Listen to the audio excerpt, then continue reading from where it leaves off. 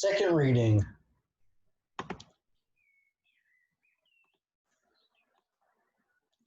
Verse 21 from chapter 13, Book of Numbers. So they went up and explored the land from the desert of Zin until Rehov, at the entrance of Hamath. So it said earlier that they are at the desert of Paran. So, I mean, it's a big camp, so maybe their camp took up, more than one area. They went up the south, and he came to Hebron, and they were Ahiman, Shisha, and Talmi, the descendants of the giant. Now Hebron had been built 7 years before Zon of Egypt. Who's writing these verses? Right? Doesn't it seem like this is written like years after the Torah was written? This is why people get very bothered by the Torah, because of its seemingly inconsistency in how it writes things. And what does it mean, the descendants of the giant? Were there just super tall people there? They came to the valley of Eshcol, and they cut a branch with a cluster of grapes. I don't think Hebron is in the Eshcol Valley, though. Eshcol Valley is like near Beit Shemesh. Okay, they came to the valley of Eshcol, and they cut a branch with a cluster of grapes. They carried it on a pole between two people, and they also took some pomegranates and figs. Here we get the famous image of the two people carrying the grapes on a pole, which is used by the Israeli tourist Ministry of Tourism. This is like the symbol that we have is two people with two poles, and then they're on the poles are grapes. Comes here from the Bible. They called the place the Valley of Eshcol because of the cluster Eshcol the children of Israel cut from there. So a cluster in Hebrew is called an Eshcol. So that's why the valley is called that. They returned from scouting the land at the end of 40 days. They went and they came to Moses and Aaron and all the congregation of the children of Israel in the desert of Paran to Kadesh. So you see that there are this congregation of people, which normally we could say is 600,000 men between the ages of 20 and 60. But if you count all the other people, it's around 3 million people. So this 3 million people takes up a large space because it's from the desert of Paran to Kadesh, so it's not just in one tiny little area. They brought them back a report as well as to the entire congregation, and they showed them the fruit of the land. They told him and said, "We came to the land to which you sent us, and it is flowing with milk and honey, and this is its fruit. However, Ephes, which really means zero, Ephes is like bupkis. So here's like Ephes. Verse 28, however, the people who inhabit the land are mighty, and the cities are extremely huge and fortified. And there we saw even the offspring of the giant.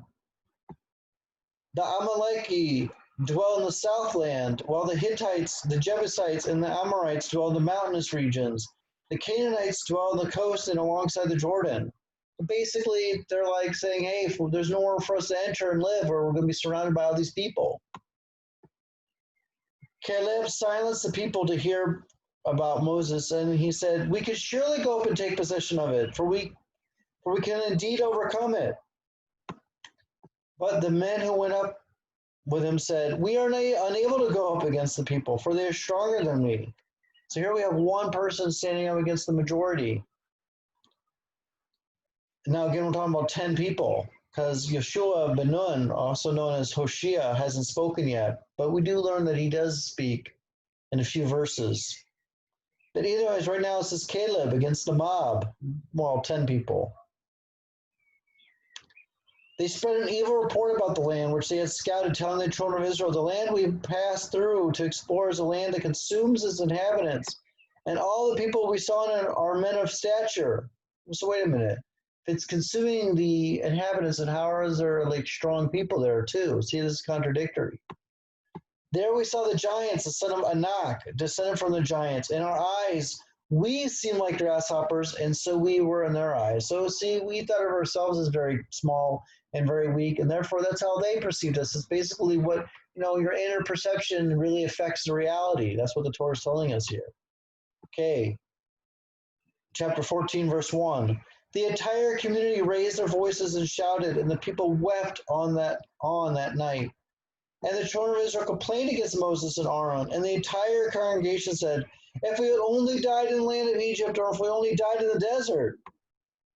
Why does the Lord bring us this land to fall by the sword? Our wives and children will be as spoils. It is not better for us to return to Egypt? They said to each other, let us appoint a leader and return to Egypt. Moses and Aaron fell on their faces before the entire congregation of the children of Israel. They didn't try to spin it. They didn't try to explain it away. Moses and Aaron, they didn't try to say, we don't believe you, or shh. That's a nasty. They didn't say anything. They didn't try to quiet down the news. They didn't try to dismiss it. They were humble and they fell on their faces when they got the intel. They didn't trust their gut. They didn't. They believed it. They took this message and they fell on their faces. Yeshua the son of Nun and Caleb the son of Jephunneh, who were among those who had scattered the land, tore their clothes in mourning, sadness. They spoke to the entire congregation of the children of Israel, saying, the land we passed through to scout is an exceedingly good land. Ma'od, ma'od. Haaretz, ma'od, ma'od. That ends the second reading.